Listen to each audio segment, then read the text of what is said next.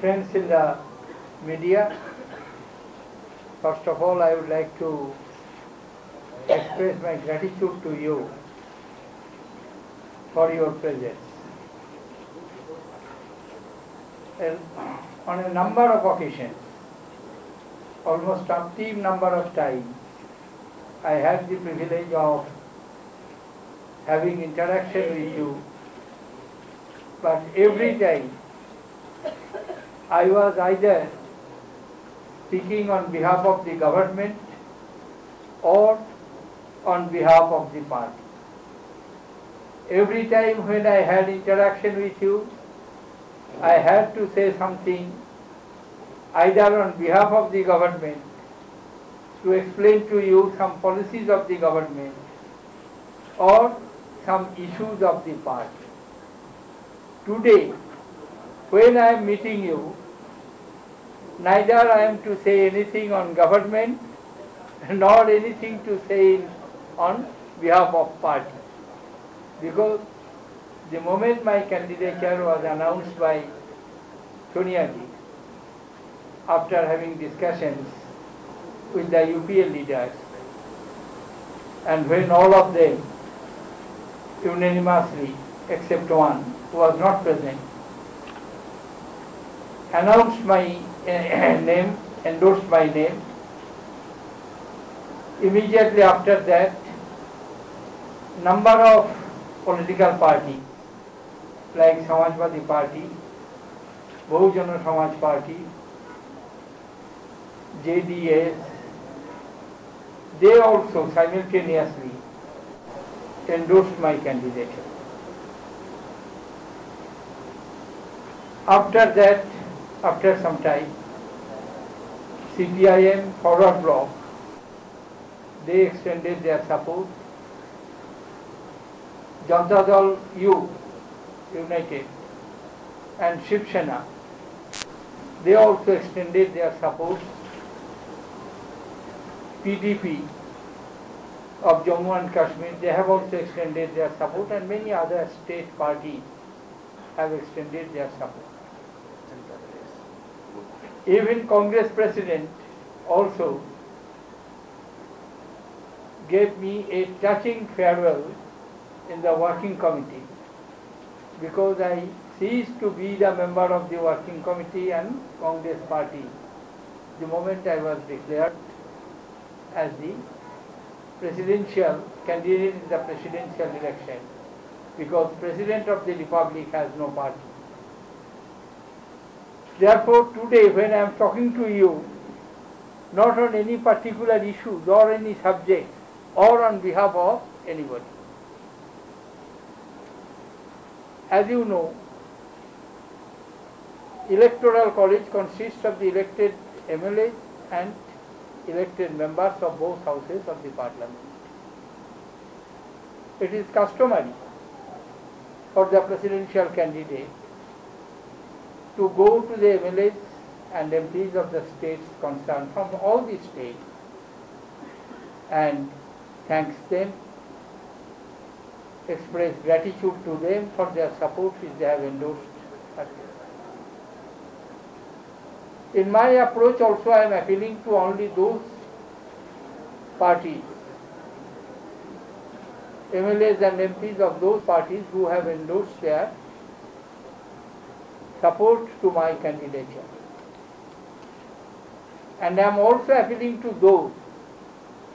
those who have not yet taken their decision, and I am requesting them that if you can consider my candidature before you finally take the decision. In this connection, I came to Gujarat this afternoon. First I went to Sabramati Ashram to pay my respectful homage to the saint of Sabramati, who led the freedom struggle of this great country. On my way I will also pay my respect to Sardar Vallabhbhai Patel, who was not only the Sardar of Bardauli, but Gandhiji himself once described him that Sardar of Bardoli became the Sardar of whole of India in their freedom struggle. I'll pay my respect to him by visiting Smarak of Sardar Vallabhbhai Patel. I had a fruitful interaction with the members of Legislative Assembly and members of Parliament from the state. NCP leaders were also present here. I expressed my deep gratitude to them. Some of my colleagues have come from Delhi with me, Mr. Narayan Swamy, Mr. Rajiv Shukla. They are accompanying me in various states. Perhaps as an ex-minister and as an ex-political activist, this is my last interaction with you. So I would like to express my thanks and thanks to all of you, because I am coming to this state, as both Arjun Bhai and Shakti Bhai informed you. I represented this state for long 6 years, in 1981 to 1987. In fact, my first tenure as finance minister was as a member of Gujarat in the Rajya Sabha, representing the state of Gujarat in 1982. So, umpteen number of times I have come, I have met you. Many of you have, of course, joined. Some of the old stalwarts have retired from the profession. Thank you very much. Now, one issue I would like to clarify, because somewhere some friends in the media asked me.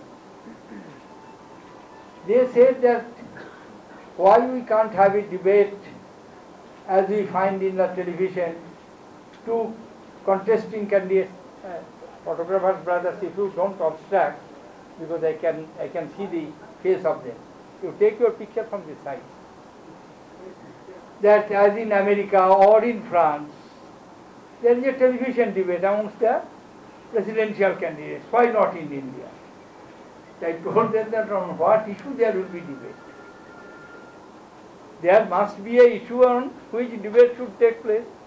President does not formulate any policy in India. President as constitutional head, its job is to, in his name, the policy is executed, determined by the cabinet headed by the Prime Minister. So perhaps an appropriate debate can take place at the time of the general election on the issues on the policy, not on presidential election. Now I leave the floor to you for some questions. BJP 7 तारीख को chief election commissioner को मिलने जा रही है returning officer के order को लेकर कंप्लेन करने के लिए. How do you react on that? I have no reaction. Every political party has its own right to determine its own course of action. Sir आपको लगता है कि आपको प्राइम मिनिस्टर बनाते तो देश को आप ज्यादा उपयोगी हो सकता है? No, how could it? What I have got is enough.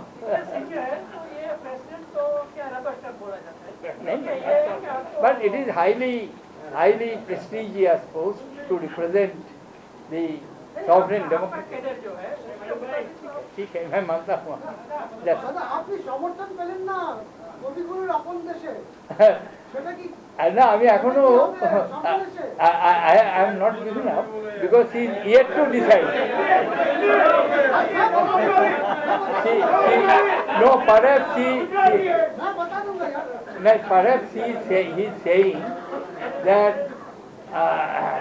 Trinamool Congress leader, please don't obstruct them, they can't see. Trinamool Congress has not yet decided, but they have not yet decided. And there is time. Today is 5th. Election will be on 19th. And this is not general election. Voters will be only MLAs and MPs. Therefore, there is time. I do hope she will take the appropriate decision, and the decision will go in my favor.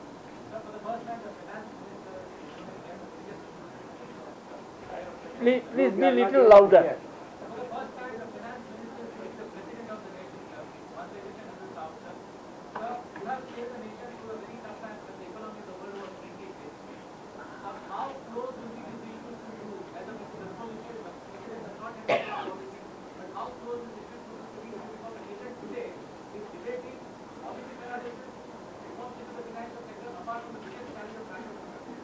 Perhaps I cannot respond to this question because it is in the area of the policy. Only one point I would like to suggest, rather respond to your question, that though Venkatraman became president when he was vice president, but he was also finance minister before me in 1980. 81 he was finance minister.